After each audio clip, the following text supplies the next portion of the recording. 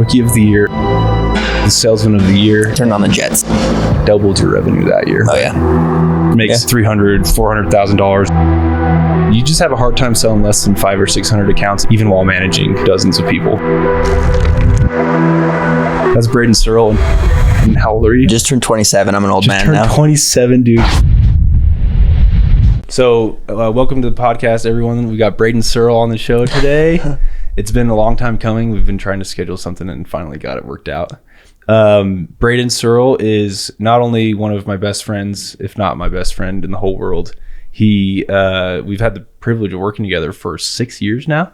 Is it going on 6, or has 6 already happened? It was probably about 6 years ago to the day that you invited me to go to Vegas. Oh, that's right, stay dude. With you. I was thinking about that just the other day. That was so random. You literally were just like, dude, do you want to come to Vegas? And I was like, absolutely. I have to. Was Sarah there? I think I stayed in the hotel room with just you and Sarah. Yeah, it was. Well, Riley came. It was the 4 of us who stayed in a hotel room together. Did not even know each other, and went to. That was a ride. You tell me another start of a best friend relationship that you just go have a couple sleepover party for the first interaction. Yeah, Brayden told me no and said he wasn't going to come sell with us, but we got along really well. And I genuinely, because I tried to do that with the recruits, but we had a lot of recruits at the time, and so I was mostly just going to the gym with or by myself or with guys that were already working with us. But we went to the gym several times. And then I remember right where we were at, actually, by the dumbbells in Vasa University. And I was like, dude, do you want to go to Vegas this weekend? I think it was literally even that night. You're like, do you want to go tonight? And I was like, we got to leave in an hour. I think I can make that happen, dude. Let's do it. That's one of those things that you're like, yeah, I hope he comes, but also I'm going to go have a weekend in Vegas with my wife. And I'm like, dude. I'm in, bro. You're like, dang. Dude, Grant Cardone, freaking sucker, in person. I had a meeting with Grant Cardone, and then he sold me on, he suckered me so bad, in a good way. He sold me on these VIP tickets for the 10X Growth Con. And that day, I realized, I downgraded the tickets, but then they wouldn't let me get a refund for the extra. Because I was like, I don't need VIP tickets. And, so I was trying to get my money back. So they were $10,000. They're so expensive, dude. It's not cheap. So I was like, that's the least I could do. Grant took an hour with me to talk to me. I'll pay. I was like, yeah, sure, I'll buy VIP tickets. Anyway, so they wouldn't let me get a refund for the amount, but they gave me credit or whatever. Oh, yeah. So I was like, how many tickets can I have? And they're like, well, they're very expensive right now, but you can have 3. And I was like, done. Just give me 3. I'll find people to go. Here I go. That same day, I was like, great, let's go to the 10X Growth Con. Anyway, so that started after that. Brayden wised up and decided to come sell pest control with us that year, and was the Rookie of the Year and absolutely crushed it that year. And then the next summer sold over almost 100,000 in revenue more. Yeah. It's 90,000 in revenue more, which is amazing. And then the following summer was the Salesman of the Year. Turned on the Jets. And you basically doubled your revenue that year. Oh, right? Yeah. Rep of the Year, so has the title of Rookie of the Year. I bet you were Sophomore of the Year too that next year, and then Rep of the Year. And then you just have a hard time selling less than 500 or 600 accounts, even while managing a team, and has done that, never sold less than that, even while managing dozens of people. So that's Brayden Searle in terms of performance. I mean, he's made, we don't even need to say how much unless you want to, he's made hundreds of thousands of dollars, makes multiple, $300,000, $400,000 a year right now, and is absolutely crushing it. And how old are you? Just turned 27. I'm an old man now. 27, dude. I feel old. What's cool though about that too is you can be making that, and I'm actually just getting started, right? Dude, hanging out around a lot of people here, I'm actually making the least amount. How does it feel that I remember when you did your first goal, remember with Jason when you did your first goals as a team leader, and you're like, what's your long-term vision? And you said you wanted to make $100,000 by the time I wanted to make $100,000 within 5 years of when I set that goal. And I did it that first summer. I wish I would have signed on even sooner, because that growth conference wasn't even until end of April, basically, and I went out a week or 2 later. It's what if I would have signed on earlier? Yeah. What could that have been? Dude. Which is fun, You could should all over yourself all the time is that's what my therapist tells me. Should all over yourself is what he says. He's like, you can just should all over yourself. I'm like, that. Yeah, that's right. That's in the past. Dude. So we move on. Yeah, there you go. He doesn't tell me that.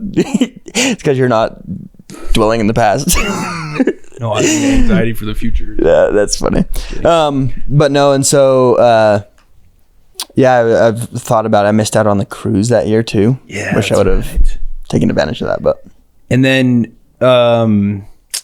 what was it? And then so you had a goal of making $100,000 within your first 5 years of setting that goal. Yep. So by 27, because you were 21, 22. Oh yeah, probably 22. Yeah. So by the time, 22. because it was after that. Yeah. So by the time you're 27, you want to make $100,000 and 5 years faster. Like 4x that or something. Yeah. Last year, and then, sheesh, dude. And then you wanted to be a millionaire by 30. That's what you said, right? Yep. Dude, I was working at a hospital. Take a PBX operator. This is Brayden. So they would call in. Yeah. For like emergencies, 3 or 4 different. So any person in the hospital or anybody that needed to call like 3 or 4 hospitals in Utah County, they would basically just go to the switchboard, essentially call me in, and I would go transfer the call. And I said, Hayden, I'm doing just fine. My wife, Riley, she's working at a dentist office. We're doing fantastic. We're doing so good. We're doing good, dude. You're living in that apartment by the train. Oh, yeah. You could hear it every night. Yeah, the walls and the picture frame would shake every night at like 3 a.m. and I would just wake up and look at Riley and be like, we're living the dream, babe. So I'm curious, like rewind a little bit before that. Well, and you have 3 kids now. Married to Riley. You guys have an amazing family. Yeah. We love you guys to death. My wife is really good friends with A Riley. 3-year-old, a 2-year-old, and a 7-month-old. It's an absolute rodeo. They're adorable children. Yeah, they are. Yeah. They're like little clones of you. Poor kids. Well, especially Boston. Oh, yeah. He's the only one we know that's a clone of you in the sales game. Yeah, he will not. I'm even teaching now, which is not parenting advice, of course, but there's definitely times that he's like, closing techniques. Well, yeah, he'll just ask me something like, hey, can I play Sonic on your phone? And I'm like, not right now. That's not very convincing. Ask me again. Try it a different way. Try it a different way. He's like, well, Dad, what if this? Like, ask me if I like the idea, son. No. But I'll like try different things. Like the idea? Yeah, like, do you at least, yeah. And I'm like, kind of, I do like that. And then eventually I'm like, hey, what's my level of certainty? But then what's bad though is because then eventually I will be like, hey, that was really good. You can do it. So I'm trying to teach him to not take no for an answer. But then when he goes and asks Riley something, she's like, I said no 5 times ago. But Dad eventually gives in, right? That's where it's bad parenting advice. But you got to teach him to be relentless. You got to. Like, babe, Boston, listen. Yeah. What does your mom want? This is where you need to understand your mom better than she understands herself, Boston. Okay? Yeah, exactly. Dude, the other night Boston wanted a cookie, and Riley was like, no more cookies. And I was like, I'll get you a cookie. Get you a cookie. So I snuck down, got him a cookie, and snuck him into his room. He ate the cookie that night. Oh, dude. The next night, because when he went up, I was like, hey, just don't tell Mom. Rule number 1. Goes into his room. The next night, Riley and I were just sitting there, and he goes, hey, Dad, can I have another cookie if I don't tell Mom? And I'm like, Riley just looks at me. I'm like, good one, dude. Good one. Bro, I have no idea what you're talking about. Yeah, I know. You said like, yeah, exactly. Yeah, you guys like childhood trauma because you're like, Boston, why are you lying? Yeah. My dad was so inconsistent. It was crazy. You need to teach your like Boston. This was what's called steel man. It's like straw man is when Mom's argument doesn't make a lot of sense. We need to make it make sense. We need to articulate Mom's argument and why we can't have sugar. What does Mom care about? Yeah. What does she care about? And then now we say, okay, Mom, listen, I understand sugar's bad for me. That really reminds me. This is what he said. He said, hey, Mom, I know it's bedtime, but listen. That's what he said. He literally 8-miled it, and I was like... Dude, he's like steel manning. Giving him a thumbs up. He's like, I know it's bedtime, but listen. I was like, where are you going with this? Better be good. Oh, dude, that's great. So I love seeing it. You hate it and you love it, you know? How old is he? 4? 3. He's almost 4. Almost 4 in June. He's almost 4 years old. Yeah, that's crazy. Crazy, huh? That's so wild. Yeah. What, like growing up, what were your goals in terms of like wealth, money, accomplishment? Because I know going into you were always interested in that world of financial freedom, at least, right? Like, and I don't remember exactly what your career goal was, but was it finances, like wealth management? Well, so I started doing marketing at Weber State, and then I switched quickly to professional sales because I realized that, I don't know why I thought this, but I was thinking marketing was more of like the sales side, but realized I was behind the scenes and I wanted to be with the people because I really like I find a lot of enjoyment from that. Yeah.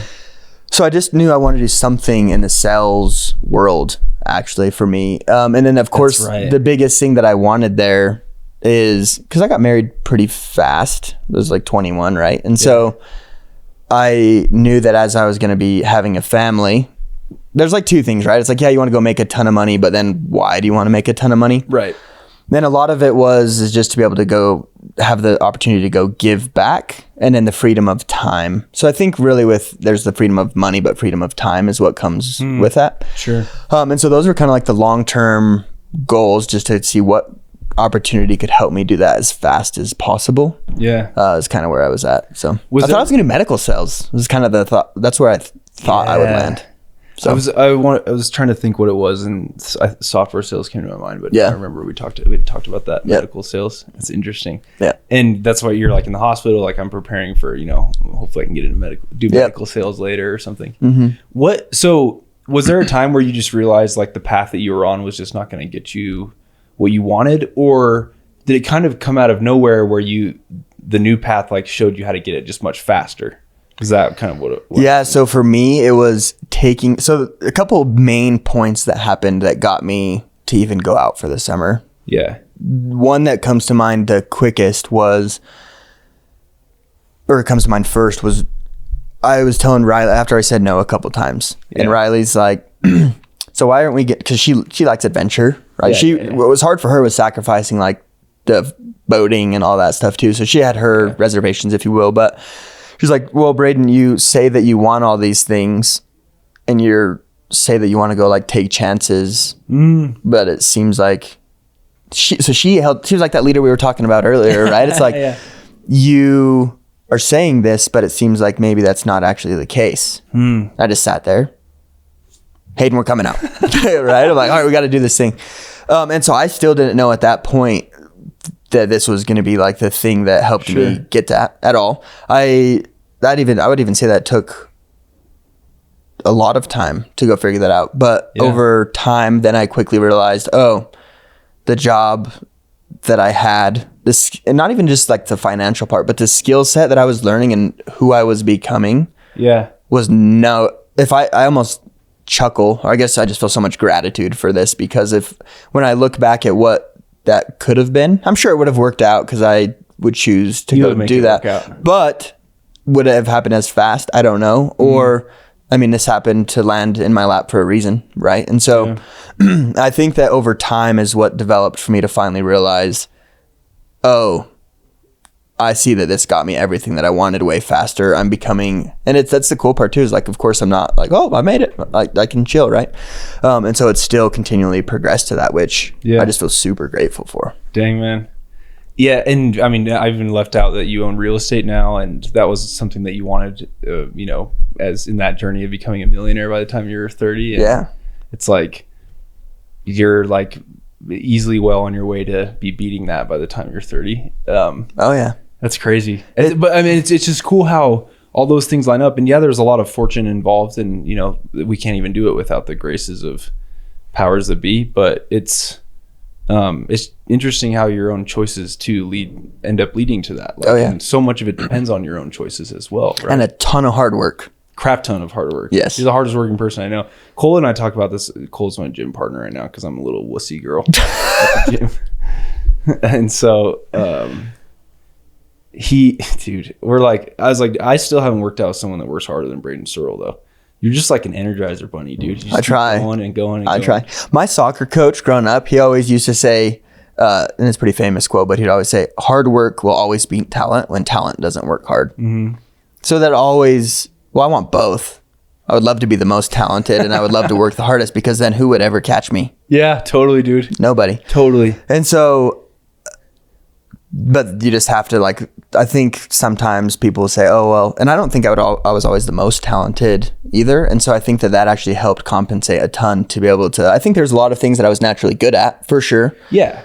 But coupled with a hard work ethic and an attitude of I'll do what it takes, right? Then that's where great things happen. Well, dude, it's like how many of the one-liners that you do on the doors that everyone thinks is just, I've said this, I've made the mistake of saying this without clarifying what I actually mean by it, but I'm like, Brayden, you can come up with anything when you're talking to someone. It's like magical watching you sell.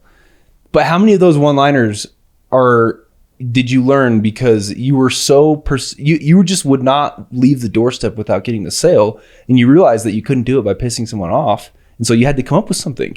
Oh yeah. And that sounds like more of a work ethic thing to me, like a determination thing to me, than it does a Brayden being witty and the best like communicator. Oh yeah. Well, I mean, well, you remember this. We were talking about it recently, right? Like, dude, when you first come to shadow me. Yeah. I don't think I wouldn't call this natural talent, dude, to say like clearly this took a lot of hours.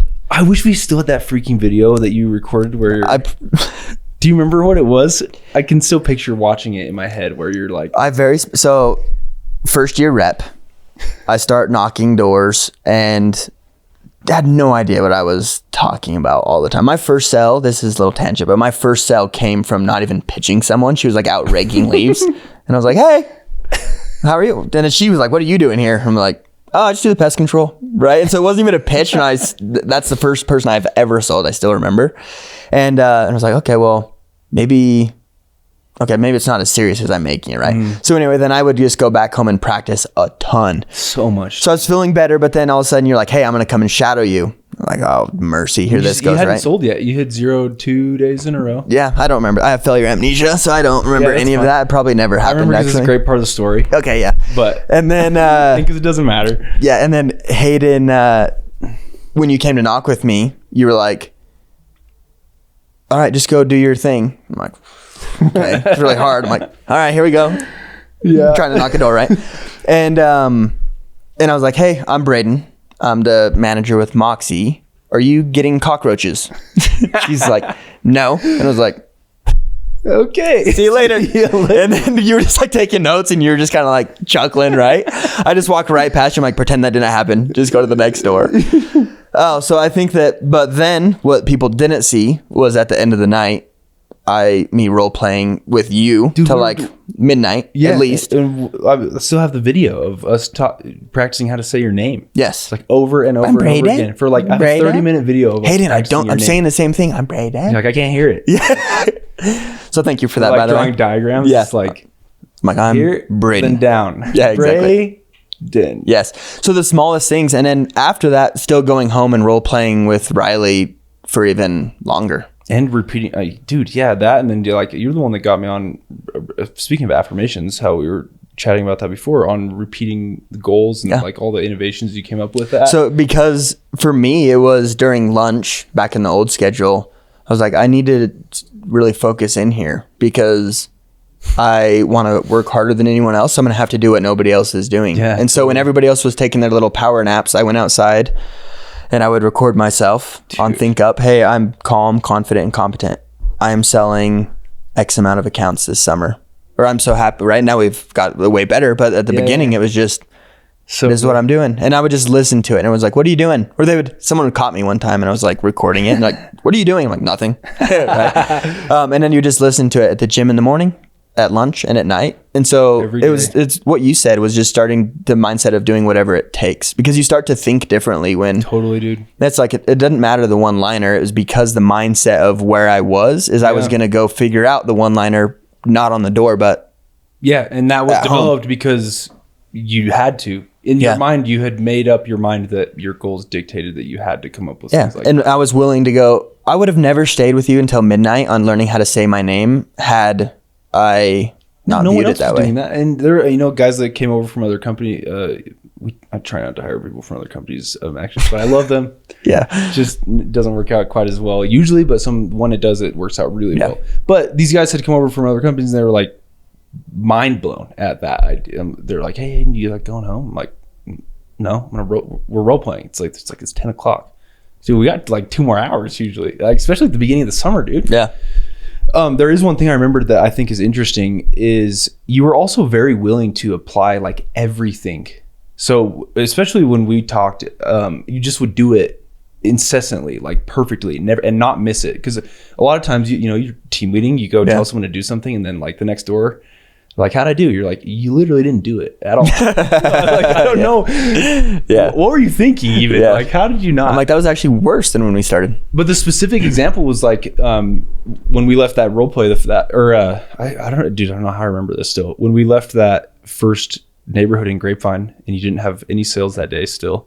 But I was like, I don't care how many sales you get. You just need one thing you can say to every objection, and all we're gonna do is say it. Quick to respond, slow to speak. Yep. Do we do that? That's totally fine. Wait, what was it? That's totally fine. That's exactly why I'm here. That's totally fine. It's like neutralize. All right, here's a neutral statement. Agree. We're gonna agree and say that's totally fine. Transition. That's exactly why I'm here, and you just say whatever the freak you want after that. Most of the time, that's all we care about. Tell me you have a service. I have a service. That's totally fine. That's exactly why I'm here. Hayden, what's next? What's next? And you're like, good job. That's all you needed. Let's start small but simple. Yeah. So we finished knocking at the end of the night. You didn't get a sale that night, but you recorded a few, and you got like way further with people. Because before it's like, you know, you guys have cockroaches. Oh yeah. But what I'm pointing out here is like the next day, Brayden sells 4, and he's one of the only rookies that day that had sold 4 on your team and in the office. Because people just weren't doing that well, I'll fully admit. And everyone was like, Brayden, you know, it's amazing, whatever. Dude, you remember that? Oh, like it. Still remember exactly one of the were in the training biggest room. Leadership moments that stuck with me to this day. It's for like, sure. Brayden, everyone is really excited for you right now. This is nothing for you though. Yes. Because that was for you though. Some of the other guys that were struggling to have work ethic. To hear it from my perspective is I had 4 and I remember sprinting that entire day. You were probably pretty stoked about it. And looking back now, it's funny. It's like I was sprinting 4 sales right now. I'm like, let's go. And I remember on the car, they're like, dude, what were you doing? This is awesome. So in my mind, right, I'm like, this is not super achievable to do all the time. Yeah, right? Everyone's hyping it up. Because people are hyping it up. And so then when I got back, everyone's still doing the same thing. Brayden, that's great. That's great. And I was like, I wonder if I'm ever going to sell 4 again. I wasn't feeling that way, but you can see how that would start to think that, right? It's like, oh, is that pretty normal? Knowing I ran all day, I'm like, maybe that is pretty hard to do. And then that's when you came to me and you said, hey, good work today, but just so you know, this is going to be the normal and you're just getting started on what's actually going to be your full potential. And everything everybody else said, I finally thought, oh, okay. And then that helped me at that night to say, because what happens in that moment? Say that all of a sudden I do think that's awesome. I've peaked. I'm going home. Yeah. I'm going to treat myself. This is why I was working so hard. It only took 3 days. Yeah. Versus, hey, just so you know, like this isn't even good job, but you're just getting started. I was like, okay, number one is someone that believed in me to go do more. I would have never naturally thought to go do that. Dude. That's like saying, dude, like you got way more than that. Yeah. And I would have never naturally thought because it was my first, I signed like 2 weeks ago, all these reps saying that to me. And then for you to say, hey, just so you know, come and role play with me. And I'm like, oh, I haven't made it. Okay, cool. And then that's where that hard work, because there was a level of, hey, you're capable of more, then I was willing to go put in that work. But unless you did that, right, then I would have probably had a best day of 4 instead of having 10 the next week. I would have, but it would have taken a lot longer. Yeah, I mean, there's always an argument to be made there, and like a leader can really make the difference in that sense. But like, just how you responded to all those things too, because like I was doing that with everybody though, and you were the only one that responded that way in the office. Granted, I didn't have the right people in place. Now we have a much different culture than we did. Yeah, 1,000 level reps later, and you doing all your hundreds and hundreds. It's like. You responded though, and actually took everything to heart and did it perfectly. And then when it's like the Disney thing. It's like you emulated, then you iterated, and then you started innovating, and now you're doing the things that like no one else can even fathom doing. And they're asking, like, Brayden, tell me the thing that works. And it's like, dude, it's not the thing that works. It's like the mindset. It's how you think about this. It's the way I'm working. It's the hard work. You still outwork everyone on the doors. I don't know anyone that works as hard as you on the doors, and it's hard to pry you off of them too, Yeah. When you're on in person. I know there are other people that work hard, but yeah, I mean, that was fascinating to me because the next day, so you got 4 that day, the next day you sold 6, and then it was like 8, 10, 8 after that. Yeah. And you just never let up the entire summer. Yep.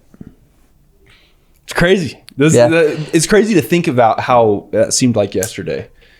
It is. And how far you've come even from there. Well, yeah, and it's just being, to reiterate the comment there too, is just to be coachable. To be coachable. Hey, clearly I don't necessarily, and coachable and some humility there is 100%, dude. Pretty freaking important, right? So important. It's like, hey, and I got this. I just had 4 yesterday, right? But instead of like, hey, what else could I be doing? Yeah, that's awesome. I had 4, but what else could I be doing? What are you seeing? Yeah. Hey, I think that everybody's telling my intro is great. Will you tell me, like, is this good? How's this going?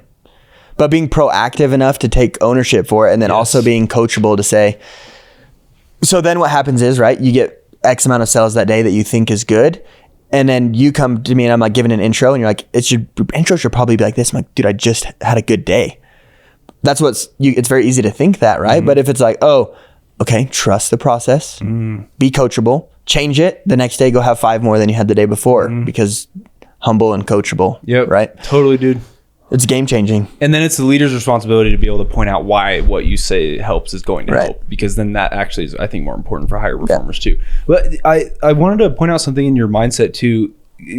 So that first year you made $100,000, right? Like very close to it. It's a couple thousand under, I think, if I remember right. Is that right? I made it. Yeah, it was $100,000. The first year being home, it was like actually probably right under, and then I was doing hospital and stonemasonry too, and so it was over $100,000 my first year of being home from my mission. I was like, well, wow, I didn't realize that came with this. This came so fast. So, could you just walk me through like what are a couple of the mindset principles, the way you need to like the framework that you need to think about the work and do the work in order to make that first $100,000? Yeah, the classic start with why, right? From Simon Sinek, and just talking about, well, why do I want those things? Because it says like a strong why will endure anyhow. Or little sleep. Because I was role playing with you till 12, going home role playing till 1 or 2, back at the office again at 8 a.m. And now that complain about that shit. Yeah, people will be like, hey, that sounds like a lot, right? But so that meant to still get the gym time in, needed to be at like 6 a.m. gym time, and then go knock in the sun all day. And then when everybody was taking naps, go do affirmations instead of sleeping. Not always, but most of the time. Yeah. And so the mindset just goes down to like, why do I want this? Why do I actually want it? How does that make me feel? What am I going to do once I do accomplish that?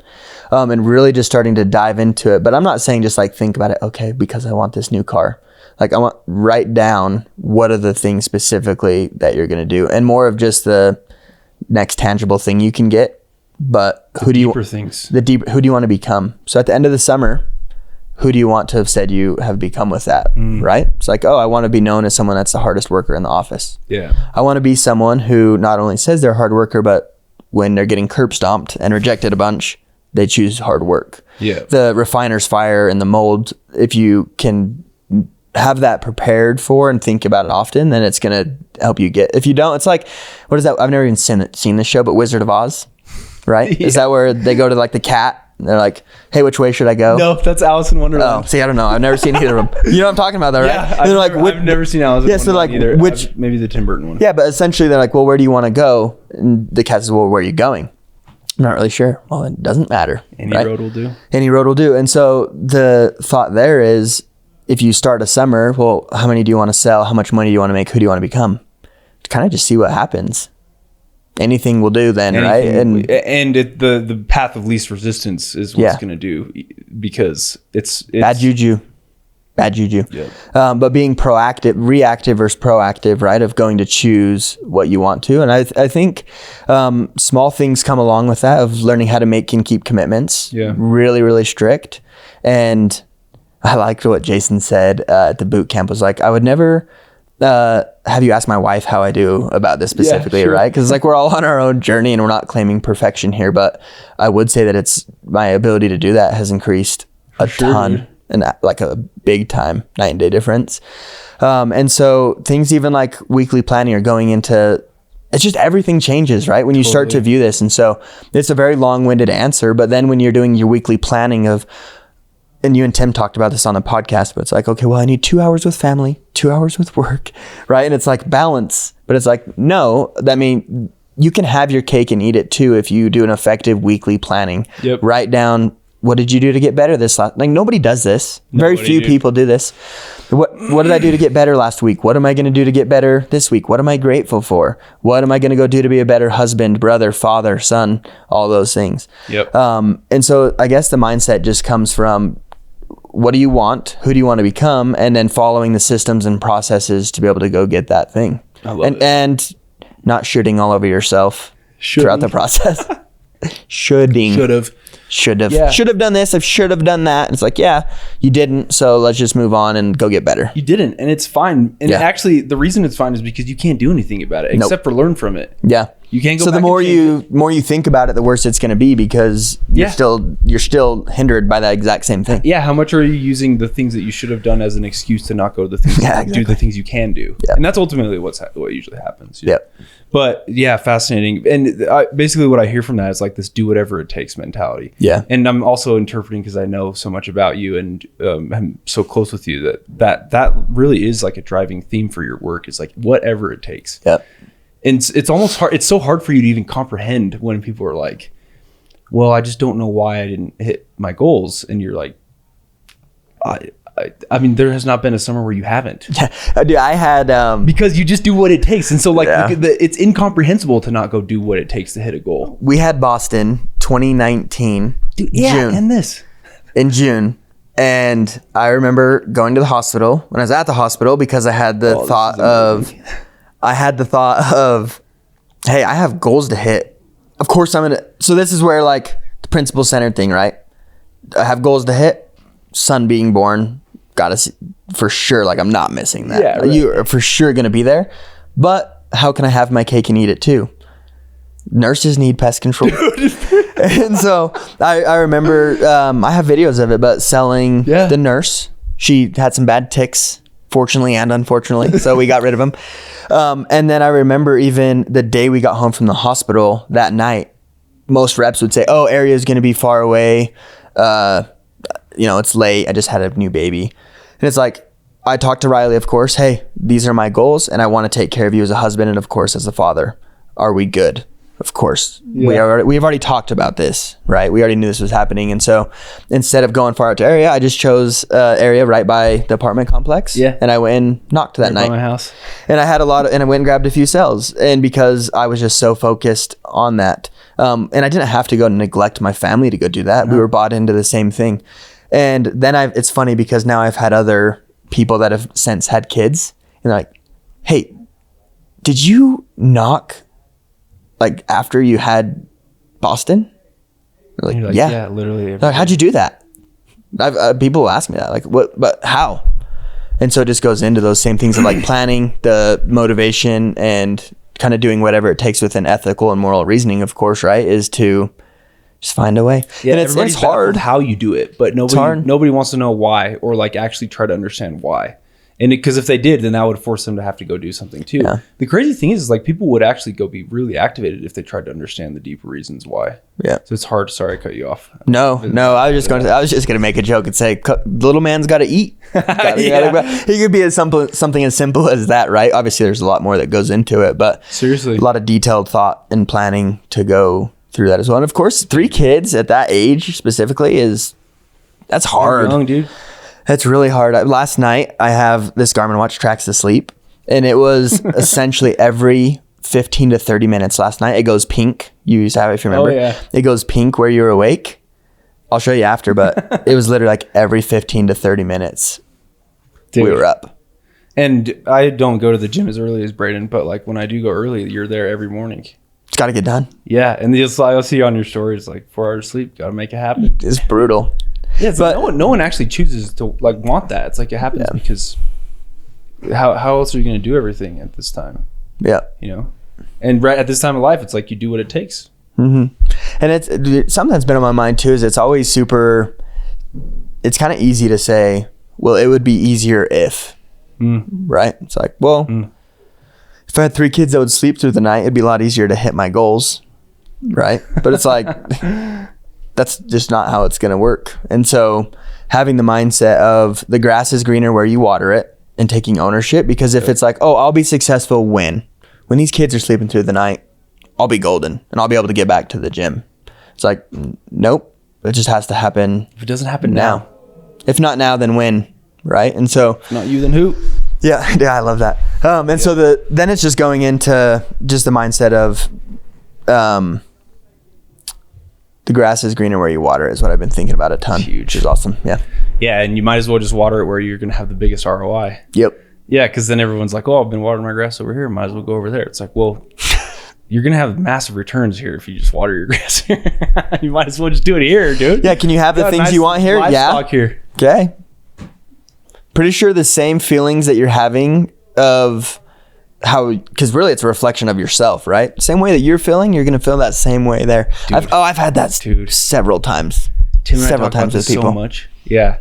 We're just like, because like Tim and I only talk about problems these days, right? Because like nothing hits my desk. It's not a massive problem. Firefighter. Giant, massive problem. Or I just don't answer the phone, which you know is a thing for me too. So just send him a text. It'll be faster. Hey dude, could you just text me? Yeah. I don't even know. I'm like, I need to get a hold of him quick. Text him. He's like, I think you've only called me twice in our whole relationship. It's only probably been twice, huh? That's pretty good. That's a big like win. In person or over text. Yeah. Because it gives me time to respond emotionally before I. And occasionally you can get him with a good memoji. Get him on like the little lion or something, and he'll respond pretty quick to those two sometimes. Oh, frig. I like these lights, dude. For sure. This is the coolest setup I've seen. Right? For sure. These chairs, though, these are fantastic. Yeah, these chairs are great. amazing. All of They're it. so much better than the other ones.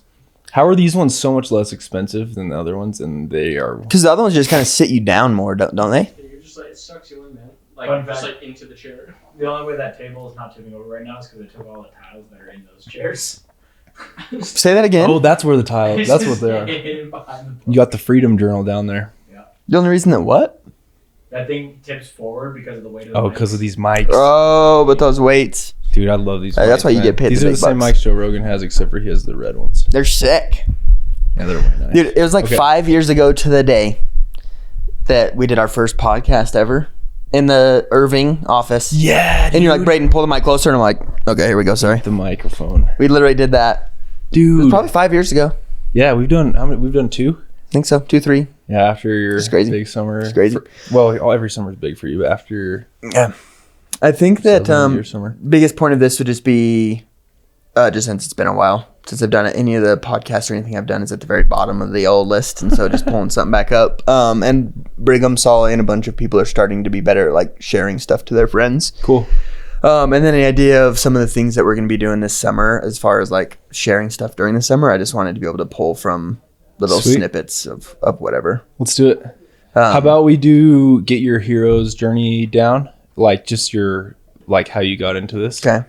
and it's just the main points of it, so we can go off the main points of the hero's journey. I can like ask the questions for each one, Okay. and then we could do, yeah. What points do you want to be able to pull from the summer? During this summer, what points would it be? Yeah. I guess there's not even anything specific other than just the content in itself, or even just saying just something from high performance, maybe like what, Ooh, yeah. which that'll come from it anyway, of saying like, this are some of the things that I did when I had to go do that. Okay.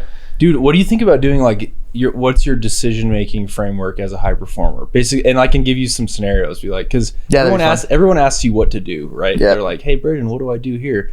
But those are already the wrong questions because you're going to, it just depends, right? It's like your answer is always, it just depends like what's happening. Yeah. Because you're going to do it differently every time, but you have a framework that you're making decisions off of. Yeah. It's like, I'm not going to say this to this person if this thing is happening. I'm like, I would do this, but for you in your current situation, Yeah. don't do that at all, actually. Yeah, and so that might be interesting to dive into is like just peek into your mind of, as a high performer, like how you see things Okay.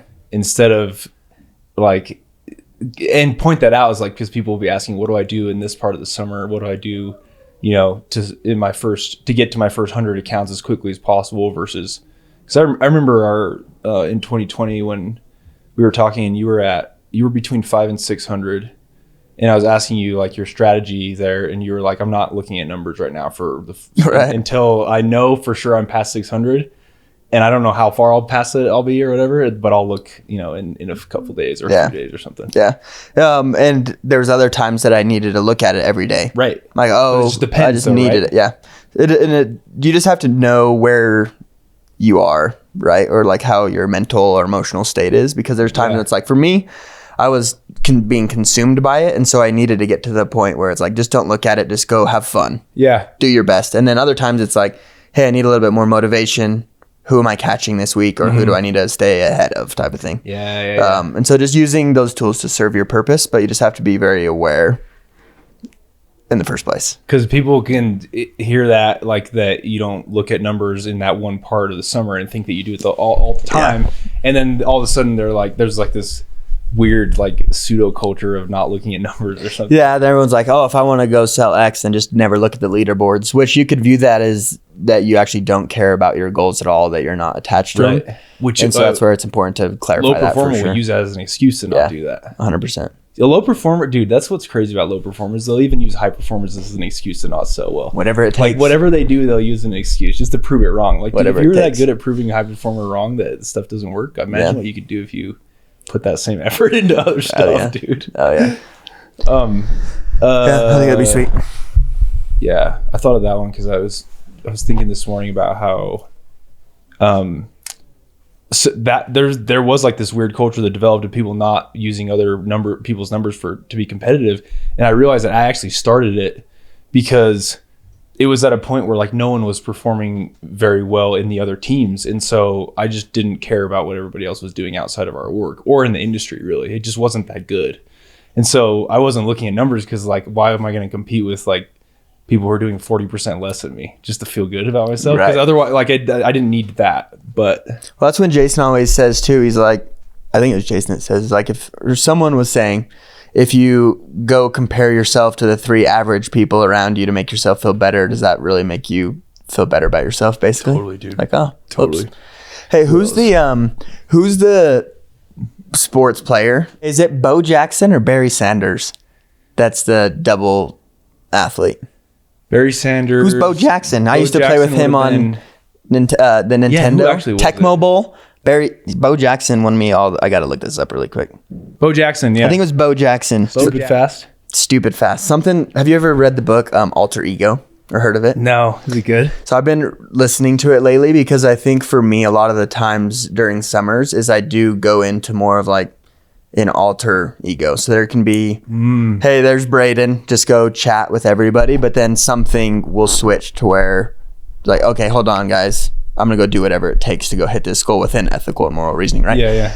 So anyway, I was trying to help other individuals get to there as well. And what was really cool is, so they interviewed him and said, because he was a 2-sport, football and baseball, I believe. Barry Sanders. Yep. MLB and NFL. And they said, what type of mindset does Barry Sanders get into when he's on the football field? And he said, Barry Sanders has never played a game of football in his life. That's so cool. And they're like, yeah, you have.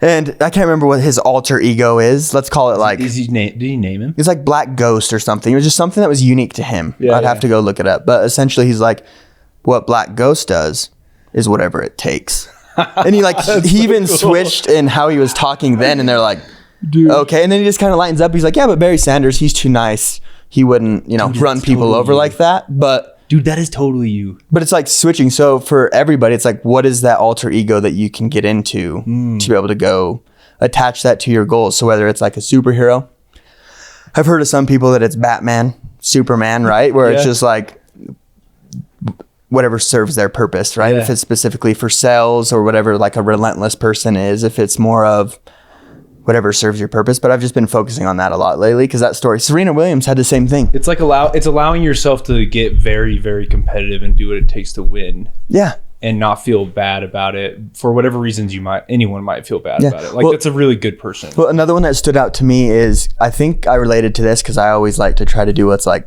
fair, right? And so I've noticed this, like if I start to get ahead in something, I'll almost back off to let people like catch up because that's what's fair, right? Interesting. But they talk about Serena Williams. They were trying to help her level up to do the same thing. And so they had a trainer come and she would start basically get a couple sets ahead and just be destroying her competition. And then immediately they noticed she would like lay off and the competition would catch up.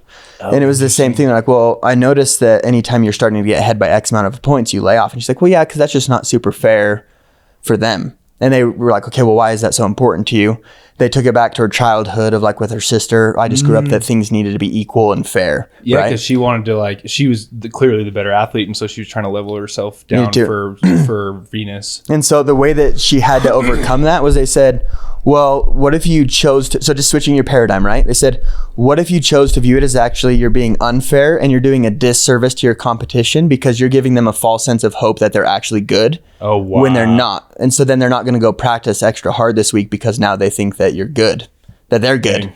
And she's like, yeah, that's right. I am doing them a disservice. And then she just went on just to smoke everybody all the time. So that there's a lot to take away from that for sure. I bet that hit home for you. Well, yeah, guys like you and I are like that. I feel like we kind of have one foot in both worlds. Yeah. At times. Well, it's even the same thing with like role playing, what we always talk about, right? If someone just does an absolutely horrible introduction, like, keep it up, great job. Then they're like, Brayden said I was fantastic. I don't even have to role play tonight. They don't get results, and they're never like, what's wrong? Never by trying to be too nice, right? Yeah. And it until you look at more of like a principle center to say, okay, what do they actually need to know here? Like, hey, effort's great. It's not good. It's really bad, actually. This is what I would. Now, with that being said, let me go help you know what to do, because then that's actually going to help them go do it 500 times at night to be able to go get better instead of. I've just been reflecting on that a ton of in the pursuit of a culture of excellence and like high standards is holding people accountable and to a standard of excellence is how you get it. Bro, and I think it's unethical not to do that, because it's like what you're saying, but now on this broader scale, it's unethical to not be excellent. It's unethical to not win if you can win, but that doesn't necessarily mean other people have to lose. That's why it's great about the game that we're playing. It's because yes, we set up these kind of like artificial competitions sometimes where there's winners and losers, but at the end of the day, the only loser when you don't like give it your all and be excellent is you. It's not anyone else, and it's the people that could have been better because of you had you been more excellent. Yep. So like I was thinking about this with, you know, people often hide behind what they think are core values as an excuse to like underperform, really. And I hate that argument. And the reason why I hate it is not because of what most people think. Most people think I hate it because it's like, no, the core values are still important. It's like, the reason I hate that is because those who think they're hiding behind being good people and not performing, they're not actually being good people by doing that. You're just soft. And nobody who was ever good at anything, including like people who made a difference in the world, were ever soft, ever. Yeah. This was like I loved what Covey said this week when he was teaching us. It was like inspiring people and like doing what it takes to be alongside them while they're winning and coach them is the new competitive advantage. It's like, that is hard leadership. That's not soft leadership. And so is holding people accountable, but doing it with love. That's way harder than not doing it at all, or being soft, or being so super hardcore. Yeah. What do they say? If you stand up for nothing, then you fall for anything, basically. Yeah. That's kind of what that's like, right? Yeah. There's another one too. Oh, dude, that's good. There's another one that said, I heard the other day, it's like, he who tries to be everything for everyone ends up being nothing for no one. Yeah. Mercy. Because you're trying to like go be nice to everyone, right? And you're not ever dedicating yourself to one thing to be excellent, or one person to help them along the way. It's like, what do you actually stand for? Yeah. No, but that's big time. I think that's been some big realizations this year for sure. It's like big time. Huge, dude. Yeah. It's been awesome. It's just such a balance too, right? Because everything is a balance. It's like a balance between being courageous and being considerate. It's a balance between being hardcore and also like loving and serving people. But what does that even mean though? Yeah. It's like, does loving and serving people mean helping them feel good about their mediocrity? Or does it mean like being the guy that maybe the one person that might tell them how to level up? Yeah. What's actually helpful? I had this rep approach me at the boot camp and was basically just like, I don't know. And I'm not giving away who this person is. And or even the deeper parts of the conversation, just confidential. But he was like, I just don't, I'm just trying to do the right things in my life, and I'm not sure if I'm doing the right things in my life, basically. And I was like, man, I never talk to this person. I see him probably once a year, and he works like several layers deep, so I don't get a chance to interact with him like closely. But I asked him to be accountable to me last year and to like text me because I had a deep conversation with him literally the same time last year.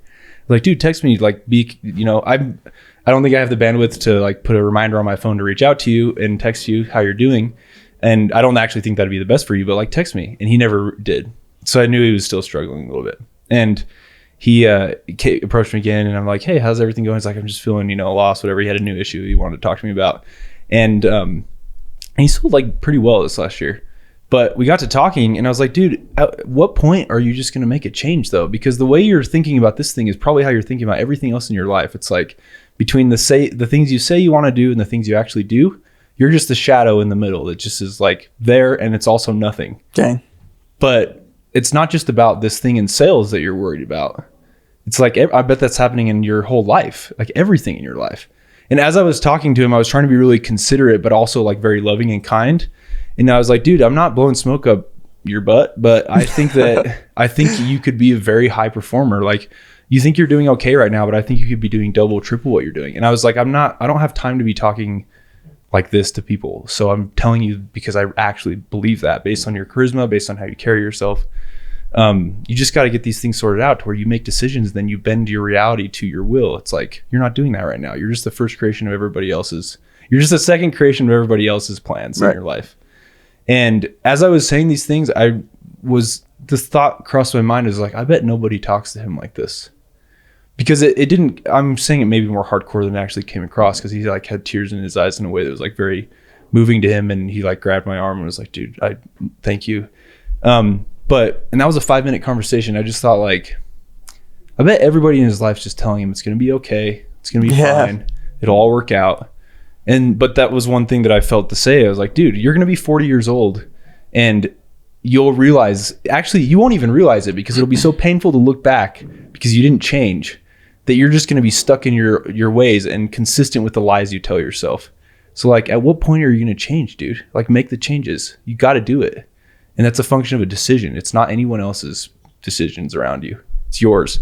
And I don't know, dude. I was just like, I bet his dad never talks to him that way. I bet his mom doesn't. I bet his friends don't. I'm sure his team leader's not. Yeah. Oh yeah. So like, what if we could teach all the team leads to talk that way to their people, to where it's like, people that talk like that is who becomes mentors and heroes. It's like, speaking of Stephen M.R. Covey, when they're talking about green and clean for the grass, right? Yeah. And he was talking about how the son didn't do any of the things that he said. And he's like, Dad, it's just hard. And he's like, what's hard? You've done nothing, right? But he's like, no, I knew what he was saying. It's like self-management is hard and self-discipline. And that's the same thing is like, I want to do this so bad. But until you have someone that cares enough to say, hey, I recognize that you've said this and it's not happening. Let me hold you accountable. Let me help. Mm-hmm. Then that's why, I think for me, that's why it's been so good here at Moxie too, is because as a father, as a husband, and trying to think like, okay, what is balance, and realizing that there is no balance. It's dominating in everything. Mm-hmm. But because I'm like, oh, hey, I would really like to do this, but having you, Tim, Jason, several others as mentors to be like, hey, Brayden, you're saying this, it's not quite lining up. I'm like, right. And just keep moving forward, but do it in the way that best resonates with you too. Yeah, it's like maybe for that guy it was that thing that I said, but maybe for someone else it'd be very different. Like someone that can really feel that and like care enough to find the way to say it. Yeah, it's really good leadership, and what's really cool is to have a culture and environment that someone cares enough to be able to go help. Right? Other people that don't ever want to grow, they don't like that because they don't want to be held accountable. Yeah. But it's the people that do want to go become the best versions of themselves that's like, I love that, right? Like, how can I be a part of that? Which is really absolutely, cool. Dude. The thing that we've been just saying recently is like, nobody's that builds a $500 million or $1 billion company has problems worse than this. The problems that are better than this. Like they all have to be worse, because like, I don't think you could, like, otherwise everyone would just be billionaires, right? Mm-hmm. And they're like, so few people actually are. And so therefore that must mean that there's a moat that keeps people from doing it. Otherwise everyone would just do it. And if it was easy, everybody would do it. Those are likely just the very big, complicated, like 4D chess problems that you have to see far down the road and be able to mitigate and also deal with all of the stress of that and like have all those things on your mind at the same time. So I don't know. It's just, been thinking about that price that has to be paid for the things we want. It's like there is the law of compensation and the law of energy of conservation. I don't know. I'm just kidding about that. Law of compensation dictates that you just can't help but make what you're actually except for the thing that you're worth. You make what you're worth. And so if you don't make that here, you'll make it somewhere else. But like, if you're not making that here, it's probably because you're not worth it. So therefore you have to do what it takes to become worth what you want to make. Yeah. And that's the same thing with everything. It's the same thing. If your marriage isn't what you want, you have to level up. Yeah. It's hard. Oh, but it's me or it's her or it's them. It's like, yeah, it's always me or her or them. Yeah, whatever it is, you gotta handle it. Yeah. Yeah, exactly. Gotta handle it. It doesn't get better anywhere else. Yeah, a lot of growth comes from that. And really just how you view it, right? How you're choosing to view it. And I think just choosing, that's why I love the core values here so much, is just choosing to focus on gratitude with things, right? Because it's super easy to just think, oh, I'll be happy when, but really just saying, hey, this is the dream. I'm super grateful, right? Yeah. And go listing 10 things you're grateful for in those moments. It's really hard to actually feeling them too. Yeah. Oh yeah. It's like it's hard for us to overstate how much gratitude is a competitive advantage, especially for competitive people. Because everyone else wants to be competitive and ruthless, but if you can be competitive and grateful, it's like, it's so easy to win, dude. Because you don't get entitled, which is somehow just like that reciprocates to the people that you work with, and it just like returns to you 1,000-fold. Oh yeah. Like this feels like cheating. Yep. Yeah. Do you know what's been fun? I was thinking about of all like the fun things that came since I've been here. Sure. Because like 6 years, it's like a decent amount of time, right? Dude, I've been to Hawaii, Peru, Machu Picchu. Dude, that was so much fun. Ecuador, Galapagos Islands. We went to Colombia, El Salvador, Hawaii many times, Florida for one of our trips. It's just so fun to think about. So much, dude. Mexico. Cancun. Just to think what this opportunity is and like how lucky and blessed we really are for all these cool things. So many things to be grateful for. It's really cool. And what I really like about this too is now in the leadership role is how can I go help as many people as possible get these same things? How can I help them with the person that they want to become? How can I help them do that? How can I help them go make as much money as fast as possible? And that's really fun. And it's really fulfilling to be able to go help people to do that. Because when people are willing to try and work hard and have a positive attitude, it's right there for them too. Totally, dude. Don't you find I've seen it many times. It's kind of like, I mean, I bet this is, maybe you've talked to me about this, which is why maybe I can predict it's true, but I bet it's like having kids in a sense where it's like you want to be like the, what do we even say? Nice guy? What's the other one? Kind. Yeah, you want to be nice, right? And like kind of let them always have what they want, shelter them from the pain. But doesn't there come a time where you just realize that like if they want what they say they want, they have to pay a price for it? Yeah. And no amount of me making this easier for you is going to change the fact that you have to pay a price for what you want.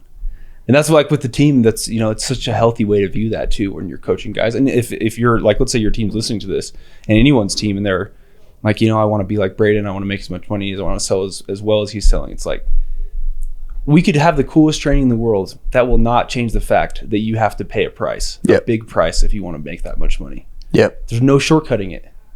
It's like, so that's what remember we were talking the other day is like replicating you. It's like, if everyone did exactly what you did and saw things exactly how you see them, they would sell as well as you. It doesn't matter how much more talented or not you are right now.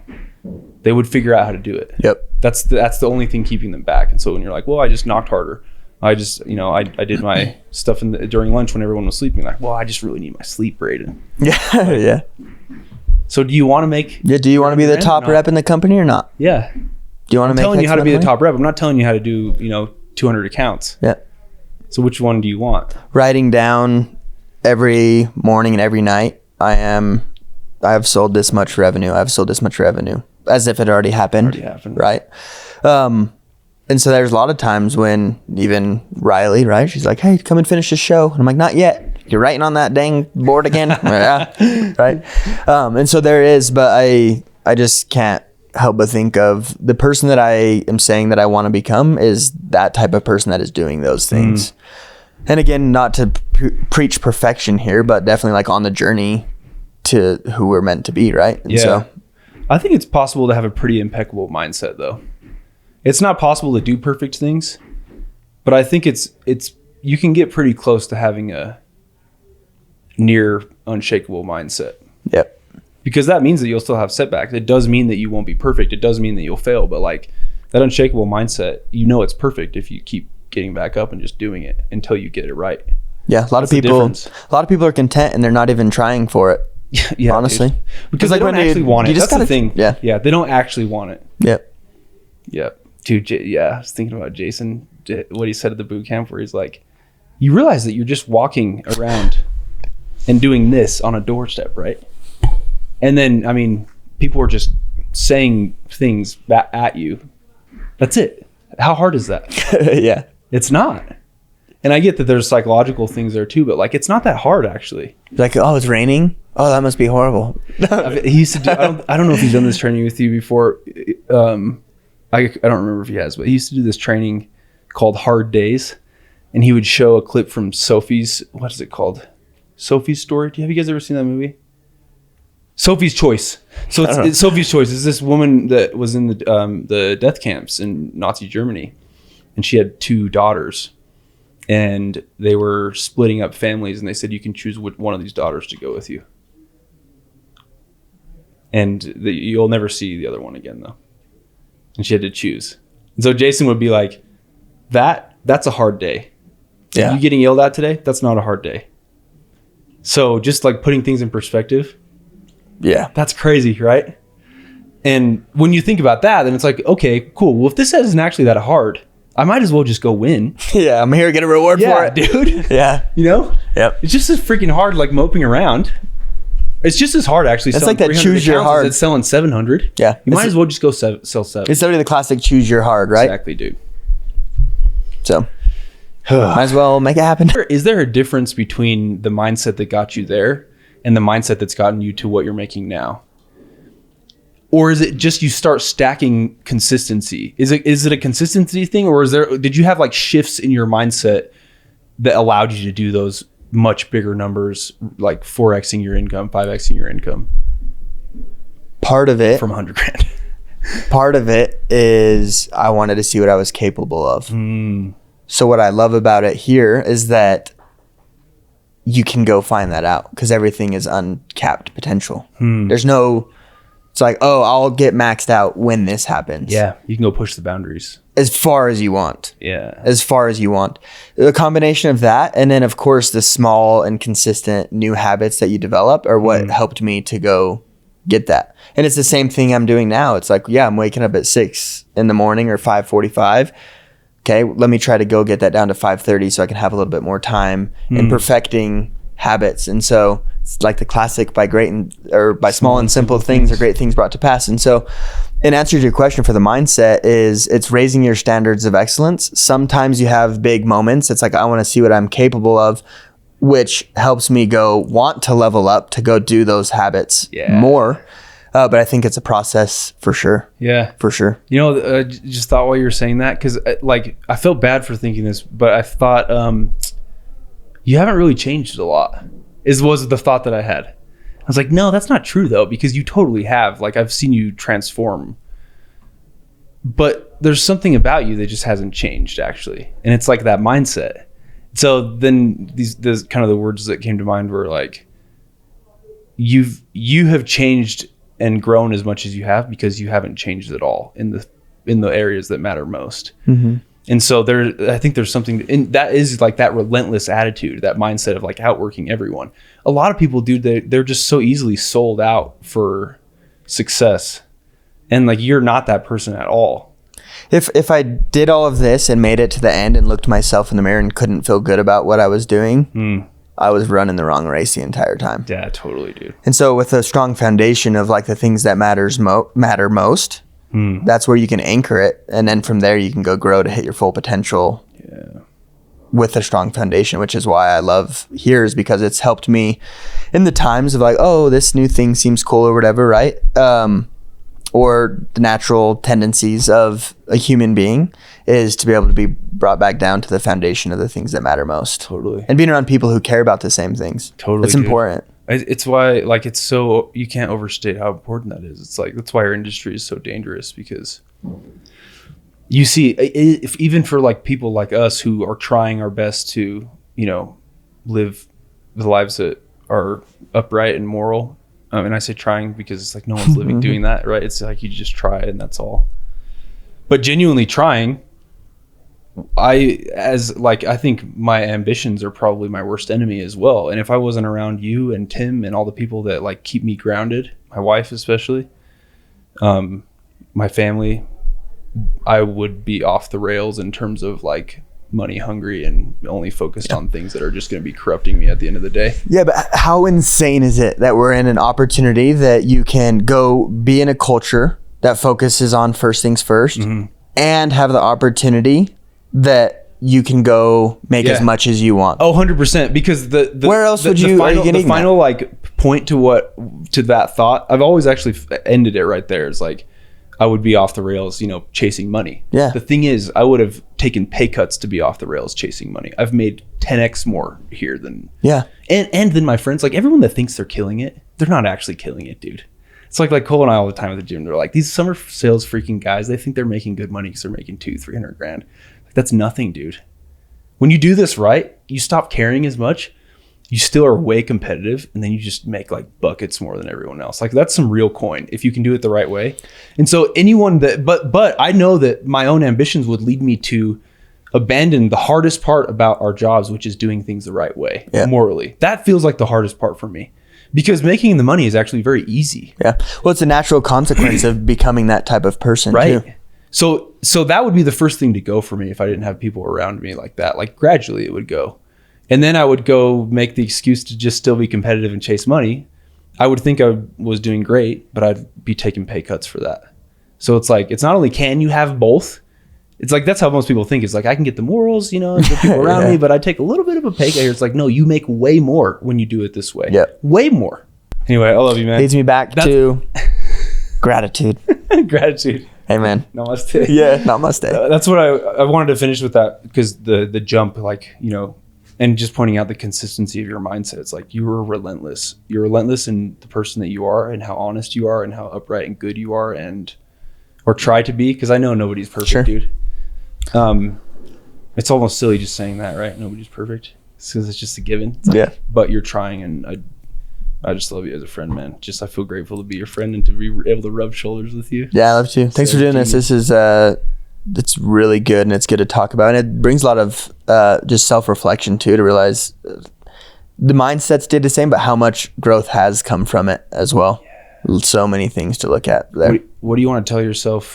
Send a little message to yourself for the end of the summer, and don't watch it, or maybe watch it. Send it to for me at the end of summer. What would I tell the past self at the end of the summer?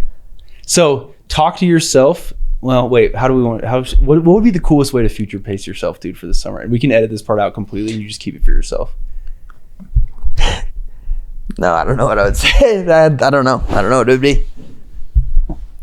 You're saying for the future? Just do, yeah. Oh, I was thinking more of what I would have said to the past self. Do that one first, yeah. Well, I would have just said for the past. What would you say? If I was looking back 5 years ago, this is going on 6 years, right? So 5 years ago, I would just say, be relentless, work harder than anybody else, be willing to do what other people are not willing to do, keep putting first things first as far as family, I would even gospel religious beliefs, like the highest priority, and your relationship with God or higher being there for sure. I would say believe in yourself and just keep going, because it's all worth it. And what I mean by that is, that sounds kind of cheesy, but what I mean by that is, like, if you do want to go become the best version of yourself, this is the path that I have found to keep pushing your limits for sure. Man. 5 years later. Yeah. So was there ever a time where you questioned whether it was worth it? Yeah. Oh yeah. Many times. Is the message the same to that younger self every time? What would you have told him? The same thing that Riley told to me when I was deciding to come out here was, I want to go do all these things. She said, it doesn't sound like you actually do. Anytime I've wondered, is it actually worth it, is times that there's been a pain point of me not being in a position that I was able to go do that next level thing. And it hurts so good, right? It's like one of those things that you just have to accept it and you'll feel the feelings there. But when you have the stronger desire and the why of like, no, this is what you said you wanted, then it's okay to keep pushing forward to the next thing, right? Because if not, then it's like, I don't actually want to be that. It's the same thing. It's like at every level, you'll just run into that same thing. Because it goes down to when it says, it's not that the nature of the task is any harder, it's just your ability to do so has increased, right? So it was hard for me to knock doors at first. Then it was hard for this, then that. And it's just going to be the next thing. But if you can just choose to love it and choose to be grateful in the moment and choose to make the grass greener where you water it, then that is how you get through those times, and you can you can put your money where your mouth is essentially and go make some things happen. And that's in the short term. That's on the day that it feels hard. Yeah. Make the grass greener where you water it, instead of giving yourself the out of like watering your grass with some text messages to someone that's not even with you and worried about or caring about your goals. It's in everything. And then it's in the big stuff too. Yep. Yeah. That's sweet. I think that's a mic drop moment to end on, dude. Grass green where you water it. Yep. Love you, Brayden. Yeah, exactly. Thanks, dude. That was great.